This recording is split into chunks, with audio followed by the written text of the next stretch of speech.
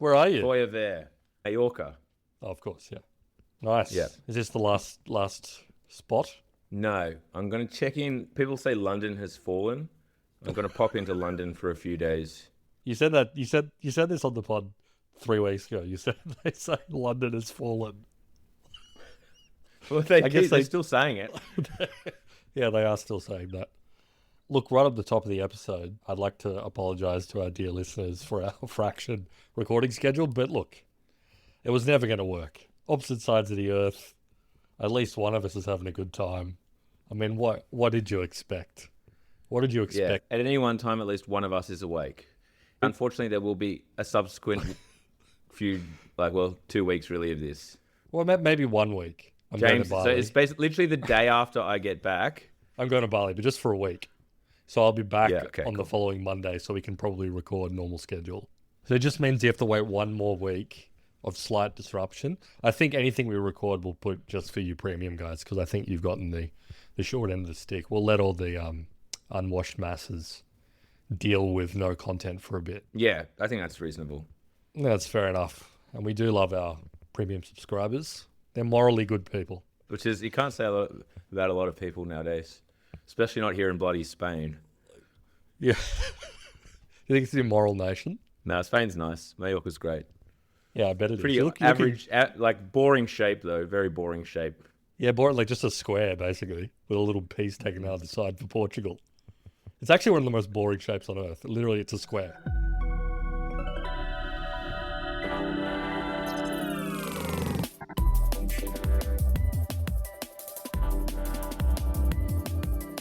Yeah, you're looking very flushed and tanned. Have you been spending a bit of time poolside, mate? Is it fair to say? And spending a bit of time poolside. That is fair to say. Guilty, Your Majesty. Okay. Yeah. Anyway, all right. To business. of the silly stuff. Oh, I That's can not do a what quick car review. I've had a bunch of different cars. Oh yeah. Before we get into business. Hit me. So I had it. Where was I just before this? I was in Northern England before Mallorca. We have not taken the most efficient route around Europe. Have you gone back and forth between England and other countries repeatedly? Yes. Not because it was poor planning. It was just there happened to be events and whatnot that dictated that was the way that things had to go.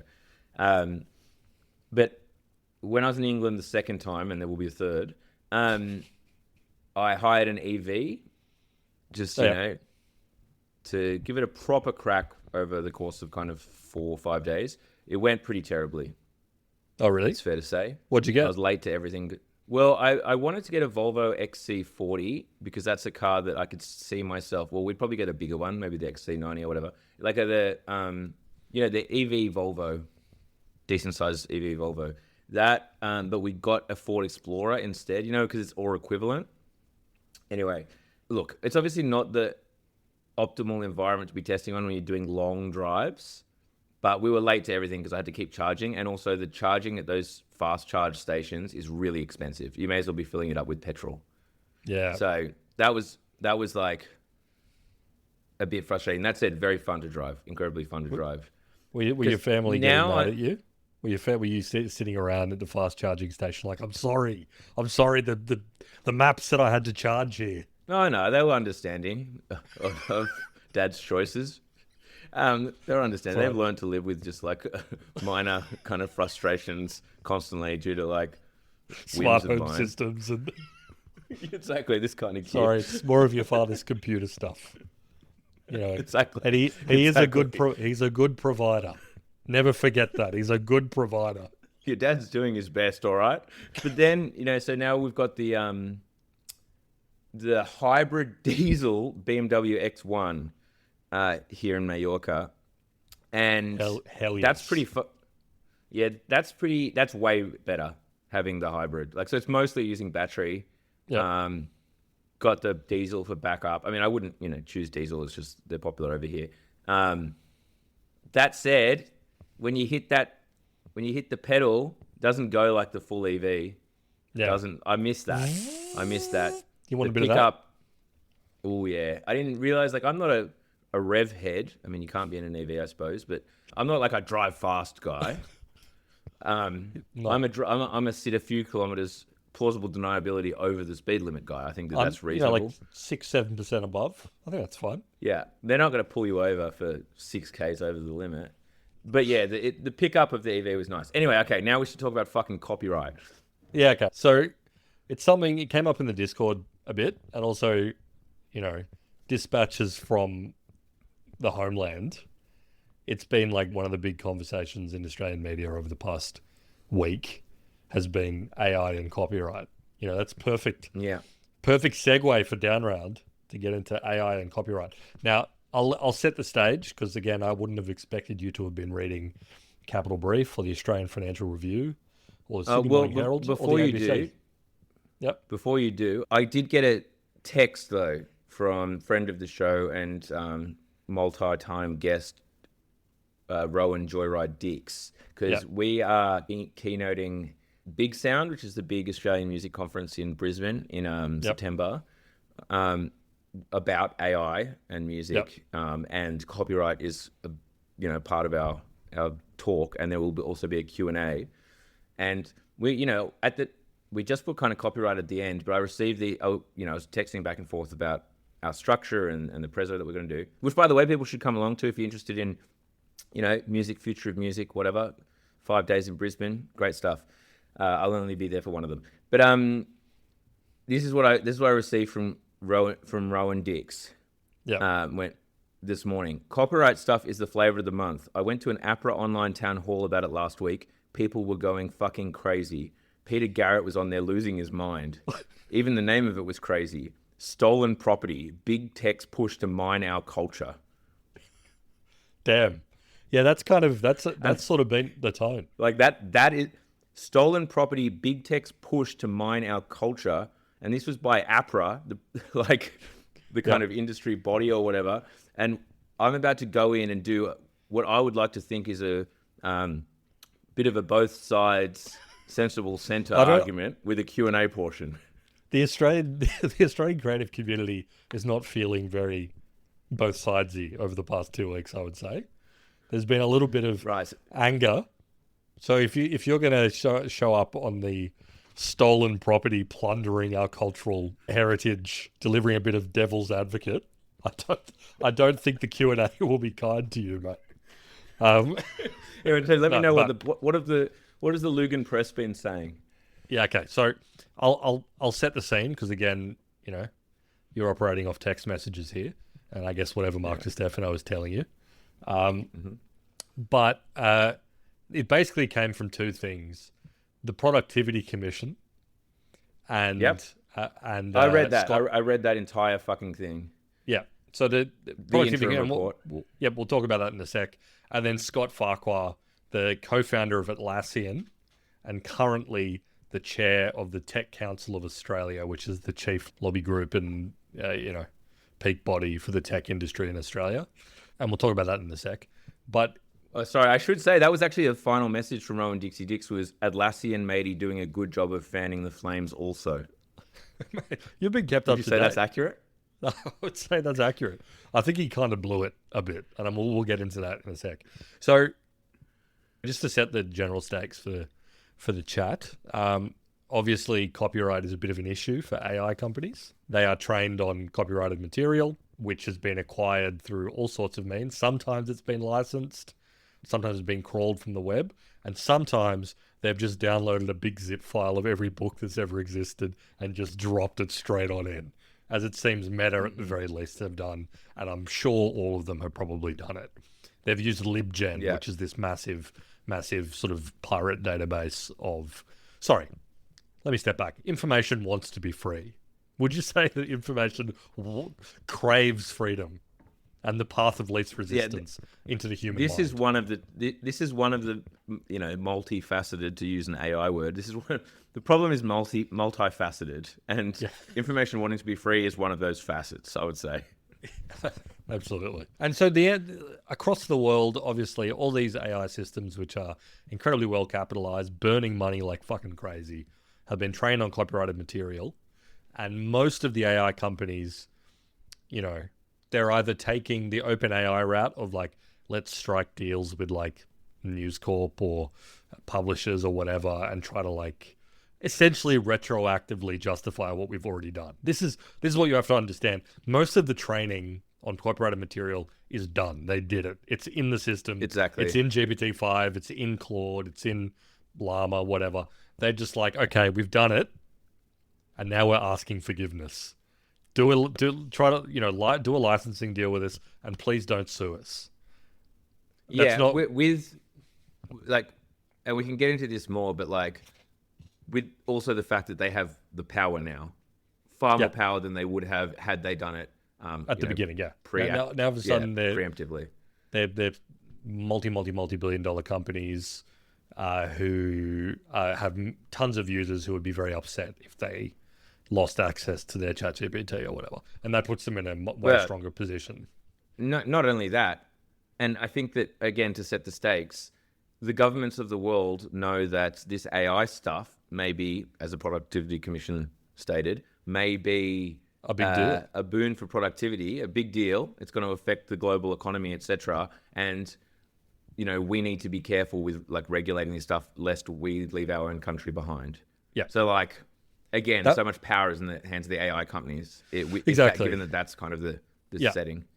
Because this is the sort of Productivity Commission, and for the Americans, this is like it's actually a fucking weird organization that we have. It's like a quasi-independent government body that sits there and basically makes recommendations to the government on how to improve Australian productivity, which essentially, it was put in by the Howard government, and it's kind of always been a bit of like a free market think tank that for some reason is part of the government.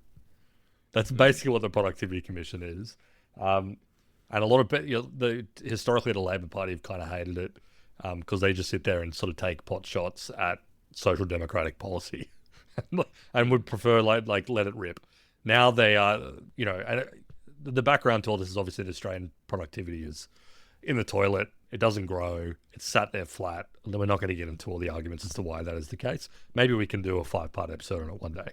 If you'd be interested, we can do a 5-part episode of why Australian productivity is lagging. But anyway, yes, like so many other governments around the world and like think tanks and whatever, they're like, oh, well, we can't fucking fix anything. But maybe this AI shit will just do it for us. Yeah. But like, for that to happen, we can't like come out the gate with a whole bunch of regulation, because what if we accidentally fuck up our entire economy and the next thing you know, Thailand is a bigger economy than Australia? Yeah. Because they let AI run wild. Yes. Yeah. Well, no, I was just going to say, but this is what's like triggered what back home, the huge copyright thing. Obviously, the copyright argument has been bubbling forever. And in particular, there's been animus between the creative arts and AI for some time. Gaming, same thing. But can we just set the stakes? Like, I kind of want to go through in like what the issue is and then the different ways people are approaching it, the different ideas that are around. Because I want to set like table stakes. I think that everyone intrinsically knows that AI is taking money from content creators. In one way or another, to a certain extent. Like the obvious example, and I wrote this for Capital Brief. Someone invited me to do an op-ed there. It is, I think everyone intrinsically understands that when I can look up a butter chicken recipe in AI, I'm not going to Recipe Tin Eats or whatever, or I'm not going to a recipe website. And therefore, that recipe website that I previously would have gone to is not getting the clicks and the ad revenue from me visiting their website, or the potential subscription revenue if they're have some kind of top of funnel thing. And the AI company that I'm actually going to instead has, in some minuscule way, likely scraped their website, and in some minuscule way, that has contributed to me taking the revenue off them. That we all I feel like that's obvious. We can all agree that is happening, and that feels icky, right? But then you have the arguments though about it are and this actually happened with Recipe Tin Eats, right? Recipes inspired by and whatnot. Anyway, one kind of pro AI company thing, and this is what is being discussed in one of those Meta cases, like as in Meta against book publishers or whatever, is like, okay, but what is the difference between that and like me reading a whole bunch of different chicken recipes and then writing my own. Yeah. I don't have to, I'm still taking money away from that, one of those original places and now bringing it to me. What's the difference? I personally find that argument incredibly facile, but this also shows the limitation of like copyright law and whatnot, right? Because we don't have law that says that there's a difference between a computer and a person or whatever. Because in this case, it's just the corporation of OpenAI or Anthropic or Meta or whatever. Because like obviously, well, like what's the difference between a child? This is a specific example: a child reading books in primary school in order to like write their own, which is going to take money away or whatever. It's like, well, the child or me, the recipe lover, is not reading 100 million books in 2 months. Yeah. And then serving them and generating them at will, to an audience of 1 billion people. Yeah. There is a difference there. There's an obvious difference that like any person, if you told them that argument, they would say, well, that doesn't make sense.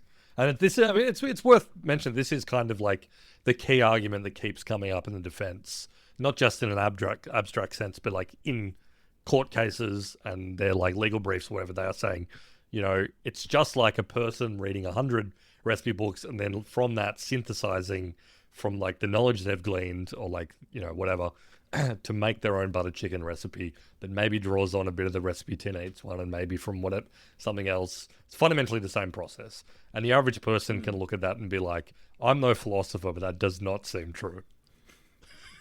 Like there's exactly. There's something about a computer ingesting a whole bunch of shit, then doing some matrix transformations on a bunch of floating point integers and coming up with like a probable butter chicken recipe that is not like how I fucking learn shit.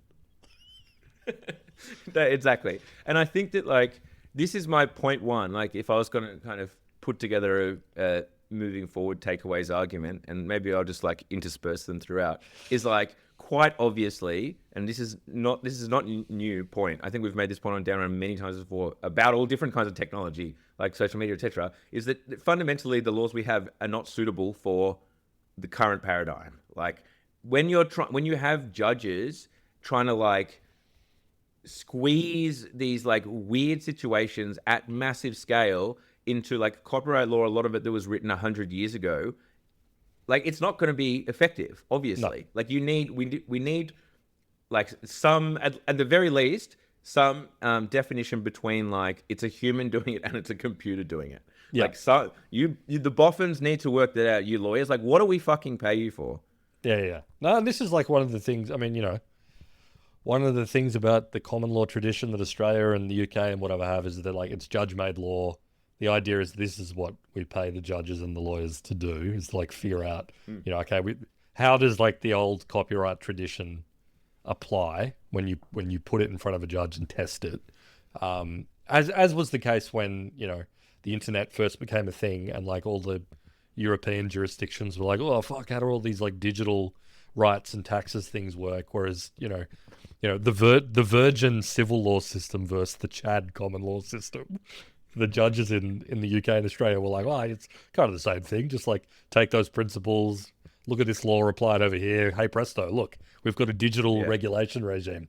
And like, that's kind of what's happening to some extent. But also, regulators trying to figure it out. Yeah. With the caveat that obviously you don't want to be the first to go on making those changes and enshrining them into law. If all of a sudden that means that for Australia, a middle power, that, all the AI companies are just going to be like, well, not worth it. We're pulling out, Yeah. If all of a sudden we're just going to be mired in court cases and our product is effectively illegal unless we institute transformative fundamental framework changes, then we're going to bail. So again, that caveat kind of hovers over all of this. Totally. And so to bring it back home to what the Productivity Commission were recommending, it is like, and if you read as you did, if you read like their interim paper, it's not that they don't suggest some massively radical change to copyright. They're just sort of like floating the idea that our copyright regime is too restrictive,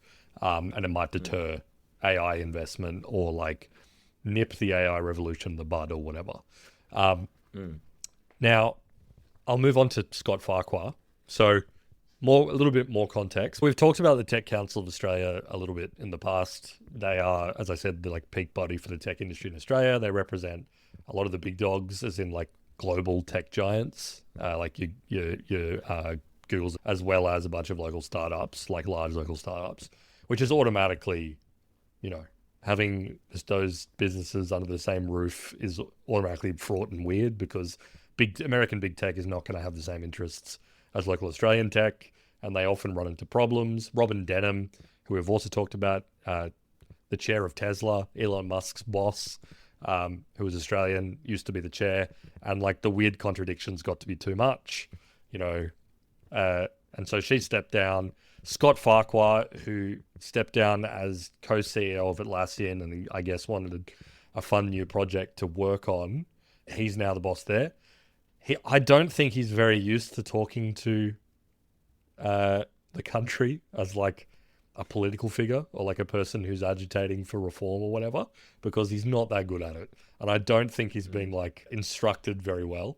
He got up into the National Press Club address where he was like, here's what we need to do for the AI moment, and he had some benign things like everyone should be using AI in their daily lives. And it's like, great.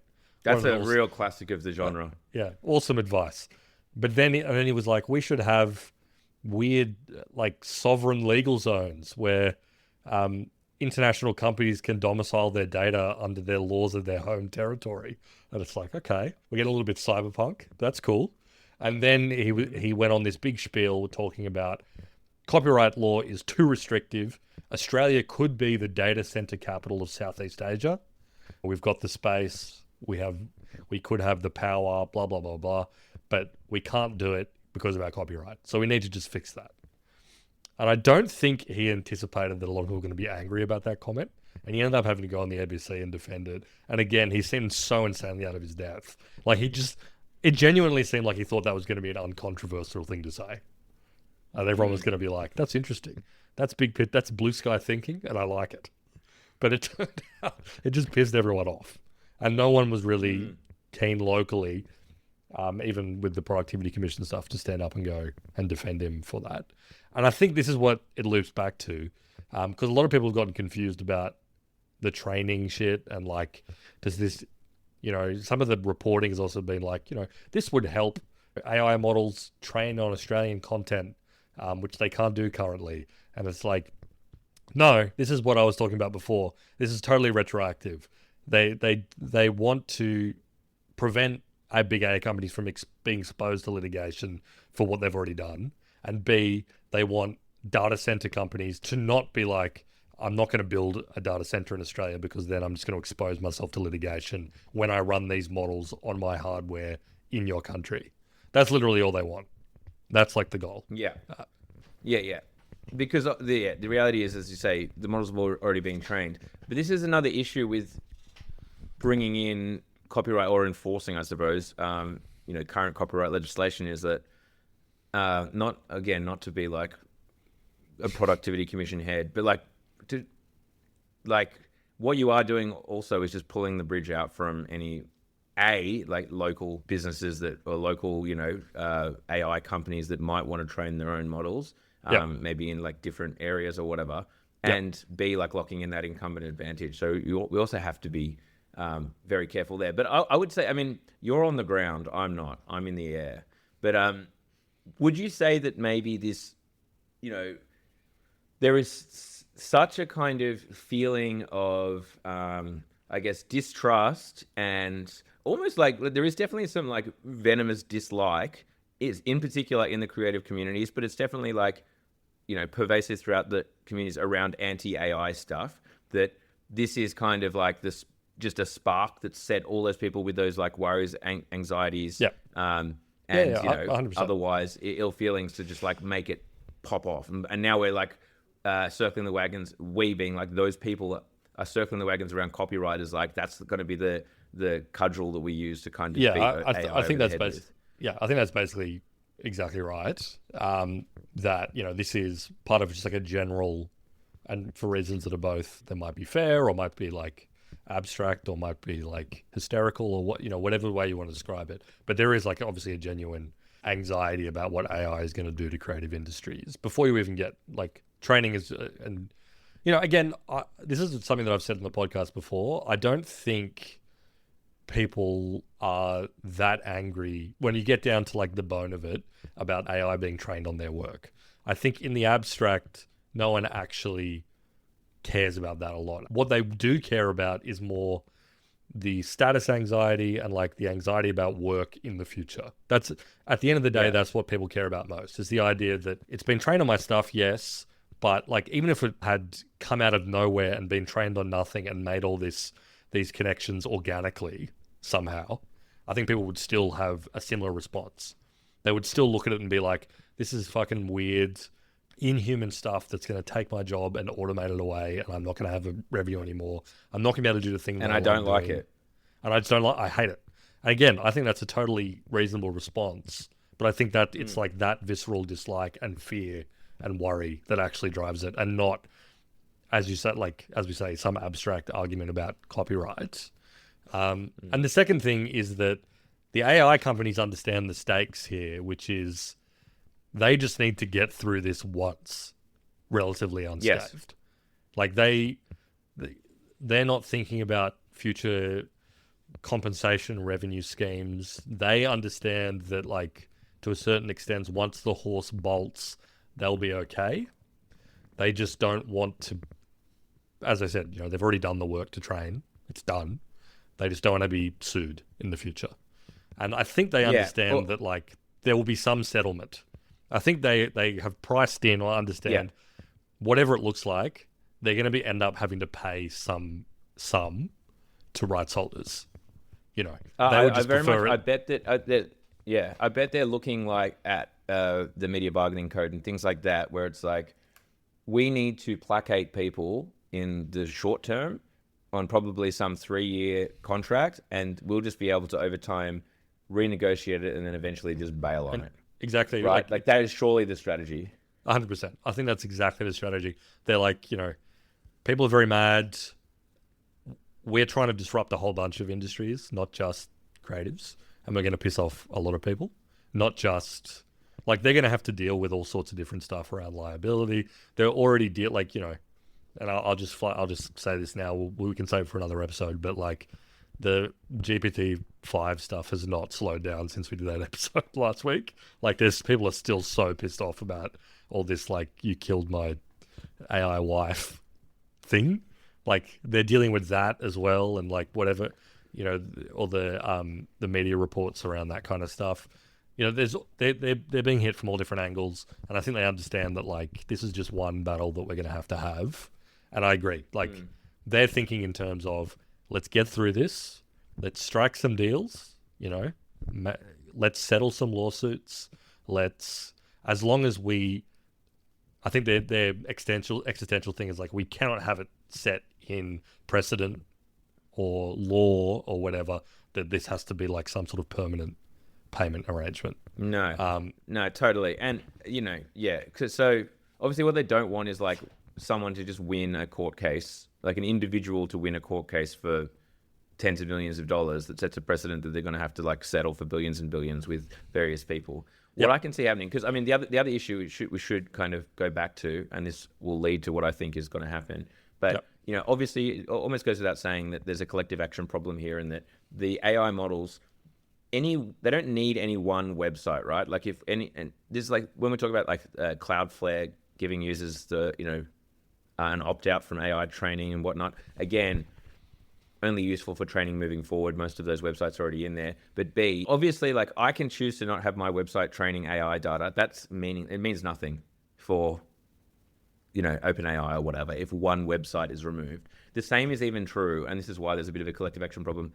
And I'm talking about from a music perspective here, if we just determined AI companies are not allowed to train on Australian music, then they just wouldn't train on Australian music. And it'll be for the most part fine, as well as the fact they already kind of have. So yeah, what I think is probably likely to happen, because again, it's so hard for one individual to try and get any money, is that you're going to have, you know, industry bodies or whatever they are, like for example in music, APRA, AMCOS. Yeah, I can see something where it's like almost the Spotify method, maybe ish, but not as specific, where you just have some kind of AI dividend for artists where like they'll just say like, okay, if you're for example, we'll use music as an example. Maybe you journalists can do something. I don't know if the MEAA or whatever is working on something like this. I don't know. God knows what Collective they're doing, to be action honest. stuff. Yeah. But if it's like, okay, your revenue from Australian users is X, 1% of that revenue goes into the AI dividend fund that goes to APRA AMCOS, who divides it up amongst its members being musicians and music writers in this. Something like that with like a 3-year deal around that is what I can kind of see happening. Or it's probably, which is not like, that doesn't feel like particularly satisfying. That isn't a fundamental restructure to make like AI training fair or whatever. But I don't know about you, but like solutions wise, I can't really see any alternatives. I mean, and this, I don't want to, we were talking about before how intuitively you hear the argument that like, when we got GPT-5 while it was being trained to ingest every bit of content that's ever been made and it started building these connections and whatever, it was just like when you read a lovely poem and it sticks with you and you think about it in the future when you're thinking about writing a poem of your own. It obviously doesn't make sense, but at the same time, to throw them a bone, and this came up when we were talking about like the New York Times lawsuit against OpenAI, which is that, we talk about the fact that yes, it's ingested every New York Times article, but there's nowhere in the model of GPT-5 or whatever that contains in plain text every New York Times article that it was trained on. Like it's not there. Yeah. And like there is like an element of like weird fucking magic. When we say that GPT-4 is an 800 billion parameter model, each one of those individual parameters and weights is literally like a floating point integer. It's 0.1569354 or whatever. And like, well, yeah, like literally each token or whatever is floating in something like a 25,000 dimensional space. So if you think of like a 3D vector, like two lines with the y-axis, but like 25,000 is where like a token is kind of floating in. And then it draws connections between other tokens along these dimensions. There's no text. There's no text. It's like it multiplies these numbers in bizarre configurations and does math on them, and it outputs. When you say write me a poem about whatever, and it outputs something. That's literally all it's doing. And there is, to a degree, that is like, I don't think you would say that's actual intelligence, but it is fucking weird. It's like weird. Like if someone told that to me fucking 5 years ago, I would have been like, what? That's so strange. So there's something afoot here. And so like to throw a bone to the AI companies, they're doing something fucking unusual that copyright law as it exists, and it's a relatively modern invention, obviously does not capture the weird intricacies of that. So I'm sympathetic to the idea that it's like we need to reform copyright in whatever direction to like capture that reality that like there is something that this is fundamentally something strange and different. But also coming back to that idea that it's like, the AI companies and the people who are boosting the AI companies are not thinking about this as a long-term settlement. They're thinking about how do we fix this problem right now. Easier to seek forgiveness than permission. Easier to seek forgiveness than permission. Sorry. Yeah, absolutely. How many times do you reckon that phrase has been said in an OpenAI board meeting? I would say it's come up maybe every quarter. Yeah. Yes. But like, I agree. Like if we want to have key takeaways, because this is one of the issues where I listen to the people talking about these things, and I was trying to think about this as I walked around the streets of Mallorca, sweltering fucking hot. Is that like, okay, I want to have some clear takeaways, and I'm going to have to for this fucking keynote. I just don't want to be one of those like podcasts of people who just blather about saying like, "Oh, what a thorny issue." But like we've been saying them here. So one is, yes, there has to be some form of copyright reform, but it has to be done multilaterally. Like it has to be done, we need to be talking to, honestly, again, middle power, unless we get into some kind of coordination with like the Japanese or whoever, we need to be following the EU and the US's lead on this one, and even though those might be at odds. I feel like we've got to be coordinating with the Japanese more generally. I think so too. I honestly think with everything. I just like we should be Like, you know, there's so much we could learn from them as, as a as a culture. Yeah, They we can teach them about like birth rates a little bit though, not much, but we can teach them a well, little we bit. can put them in the right direction. But yeah, anyway, so yes, that's one. Yes, some kind of like, I think in the near term, as I said, one of my takeaways is like, yes, we're going to have to form industry bodies to at least try and get like squeeze a little bit of juice out of it in the short term. But realistically, and maybe like, you know, you chuck on some crap like make the government like force. If OpenAI wants to train on Australian data, they have to give our universities and NFPs and maybe startups some like complimentary licenses or whatever, or you know, like budget licenses. You just for you know weird little deals like that. You know, this I kind think, of yeah, stuff. Where I do think, yeah, there's got to be some weird. There's got to, like, you know, we got to do a shakedown at the very least. If we're gonna yeah, if we're gonna follow their lead and say, okay, you guys got us, we're gonna loosen copyright, but like we have to get the mother of all fucking deals for you to get it over the line.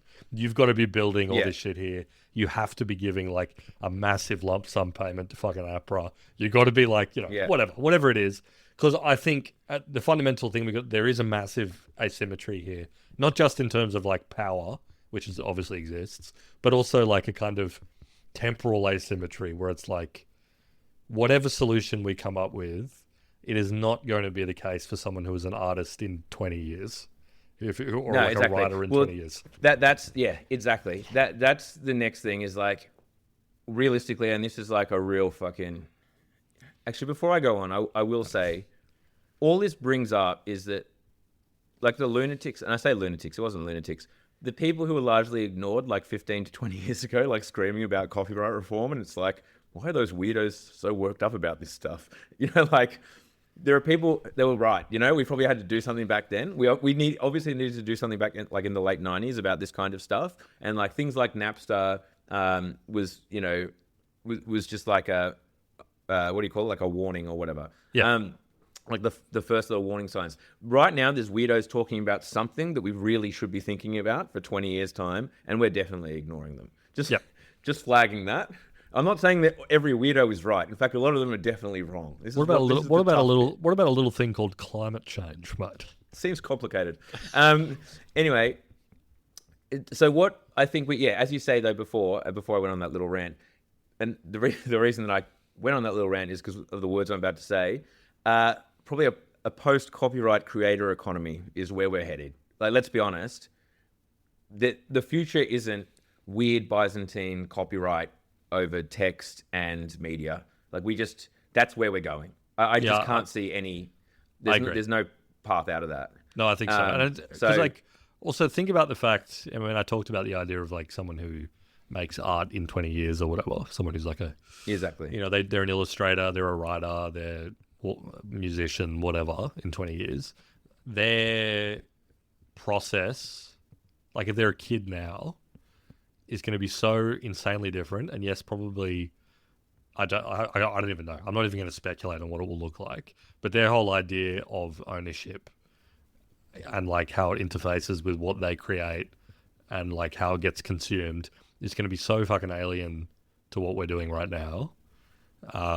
That it's an impossibility to me that like the current model of copyright. I mean, like think about the current model of copyright for books and publishing, where it's like you hold copyright, like the works are copyrighted for death plus, I don't even know what it is, like 70 years. It varies by jurisdiction, death, whatever, before things go into the public domain. And that made complete sense when it was like, you know, we're essentially facilitating the creation of an asset, and then like it will have a revenue stream past your natural life, then to your descendants and all that kind of stuff. Very like 19th century book author thinking that sort of just like persisted for a while.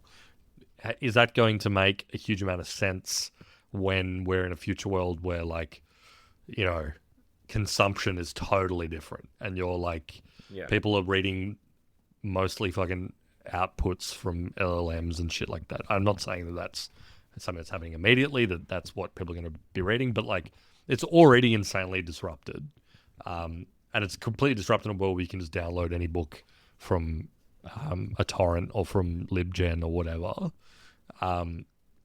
as you said, in the exact same way that Napster completely slapped the music industry around, they found a settlement that is not amazing for creatives, as we've talked about in the past. But again, it was just like a stopgap solution, which, as we talked about in our music episode, Spotify are trying to break apart that settlement by looking at different ways, different types of content, AI generation, whatever. So they don't have to keep paying this gigantic distribution pot. Yeah. Yeah. I mean, I think that's basically it, which is like not obviously the most, as well as the fact that like as you say, some work will still have value. This isn't to say like, and when we talk about like post copyright, it's not that, well, everyone just has to fucking make things for free and just let the algorithm sweep it up or whatever. Is that, subscription news sites like Capital Brief or whatever, I think there will still be value for that, because if you're looking for an edge or whatever, or if you want it, then you don't want just the information that the LLM is giving out. Like, you'd be happy to pay for something else. Whether that be, we talked about this 2 years ago, and I think we brought it up multiple times, whether that be that I subscribe to Capital Brief and then I can then input my subscription into ChatGPT so that it can read Capital Brief just for me, and I can query it about, and I know I'm getting this kind of alpha, I'm generating alpha from this subscription or whatever. The same is true for Substack writers, potentially. It can summarize and link back because like it's plugged into my Substack and it knows who I've subscribed to, whatnot. There'll still be value there. I can see that being the kind of path forward. And maybe this, we've talked about the Cloudflare previously, right? Because I don't want to get into it if we have. Yeah, we talked about that. And maybe some kind of like distributed royalties, maybe in that Cloudflare model. I don't know how well that'll work, because it does require the AI companies to kind of fundamentally restructure how they go about kind of serving content. And I don't know if that'll actually happen again. That kind of, you have that problem of collective action where, AI companies can just be like, yeah, well, I'm not going to bother paying. There'll be some other source. But regardless, into that world of like, honestly, the only future I can see where we actually get something back from the big AI companies who are making the money is, just buy these one-to-one, like just force them to be good, corporate citizens. And like be contributing back to the societies that they're kind of taking that they trained the work on. What I don't know what it means though for like slop websites, and by slop websites I mean the ones that were like slop pre-AI, for all of the free news websites and that kind of thing. I can't see a future for them. I don't know if that's the worst thing in the world, because I guess this is, sorry, more broadly, sorry to keep going on a long-ass rant, but more broadly, this was something I wanted to bring up. What this really represents, I think, in a lot of ways is it's not like the start of something new. It's part of the continuum from when, words got put into data on a computer and like there was zero marginal cost. Like, as soon as you could replicate some words for free rather than rely on the printing press, it started to devalue the text. The content. Same as true of music, whatever. When you could like endlessly reproduce it digitally, and it started to also at the same time, which was kind of, you talk about the democratization of creativity or whatever. It made it cheaper and easier for new entrants and new players to start blogs or start making music and publish it online and get views and all this kind of thing. But this is just kind of a continuation of that, where the value of that text is just decreasing and decreasing and decreasing. The value of the music is decreasing further to basically effectively zero, unless you have that power law, unless you're on the complete other side of the curve where your work becomes much more valuable.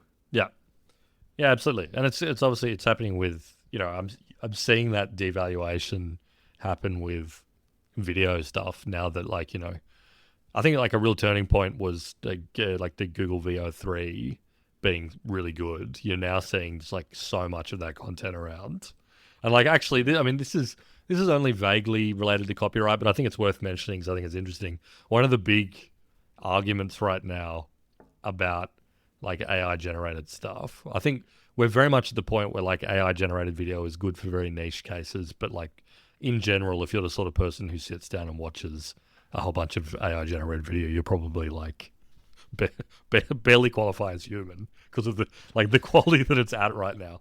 But the one area that it's like really successful in, like Google VO stuff, is like those ASMR videos.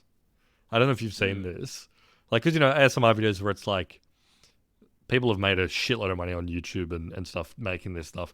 Like they'll make interesting slimes and like squish it with their hands, or they'll like get like a paring knife and shave soap. And like they make, because people like watching it, it's ASMR. It's probably a sex thing, but that's fine. Whatever floats your boat. But it turns out that AI is really fucking good at generating that stuff now, and like bizarre, you can do all kinds of weird stuff. You can do weird stuff that you can't do. You literally can't do in real life.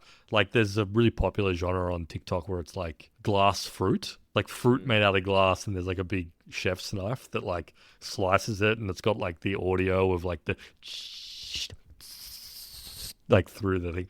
And it's like, I'm not an ASMR watcher, but I look at it and I'm like, if that's the shit you like, if you like the little hairs in your arm sticking up because you're a little pervert, that's pretty good.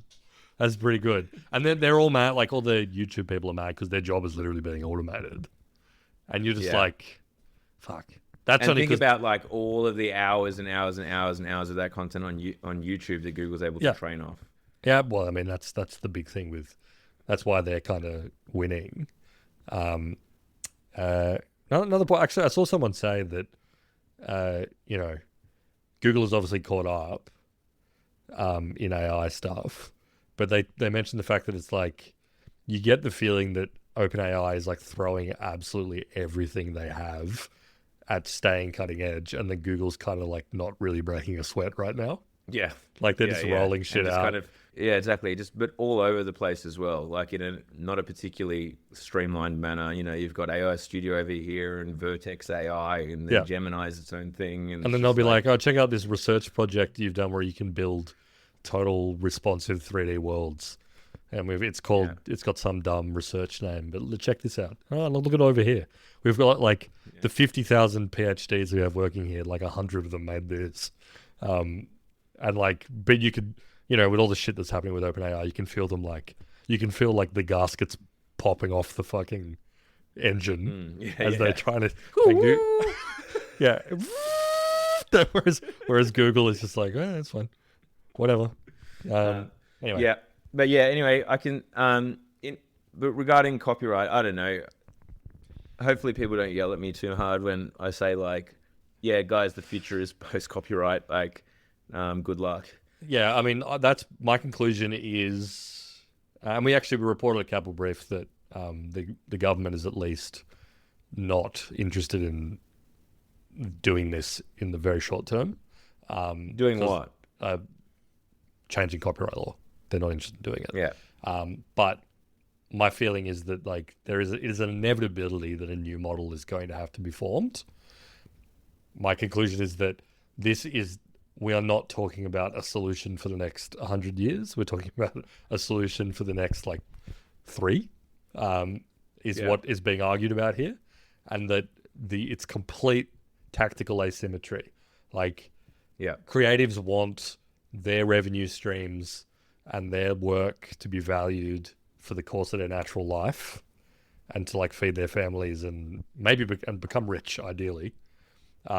AI companies would like to not be sued in the next 5 years. And if they get through over that hump, they're golden. Like they're safe. They just don't want someone to stop them right now. So I think that's not really sustainable if you're on the creative side of that battle. But yeah, what we come there's out no with leverage. There's absolutely no leverage. There's zero leverage. Aside from like some sort of, as we talked about, big chunky settlement, and hopefully we do get that in some way. But anyway, that's some kind of AI dividend. This is the thing, we've said this before. Like, I have the argument that if we should change the date of Australia Day, that to our American and Europeans, it's controversial. The date is currently controversial. Yep. I was like, we change the date, and there's a lot of people who'd be very mad about changing the date. But here's the kicker: we change the date and make it 2 days now. It goes from one public holiday to 2 public holidays. And all of a sudden, I think a lot of people who are anti-changing the date might go, oh, you know what? Maybe we should change the date. Yeah. And so I think the same may be true if OpenAI is like, or Suno, whatever, one of the Google, who's doing music generation, is like, creators of Australia, $500 to every single one of you. $500. He's got it in his hand. He's like flicking through it. He's like, look at this. When was the last time? $500 a year for 3 years. $500 for every single one of you who signed up to APRA, is a member of APRA, for 3 years. When was the last time you saw one of these bloody green notes? When was the last time you saw one of those, mate? Hey. See, so what you're essentially saying is we should bring Deal's mindset to more things in society. We need to bring Deals back. You just gotta, I think that a few very angry musicians, and especially the visual artists, might all of a sudden be like, you know what? The future is AI, and maybe we do need to start getting around this stuff. Give me that. Give me that $500.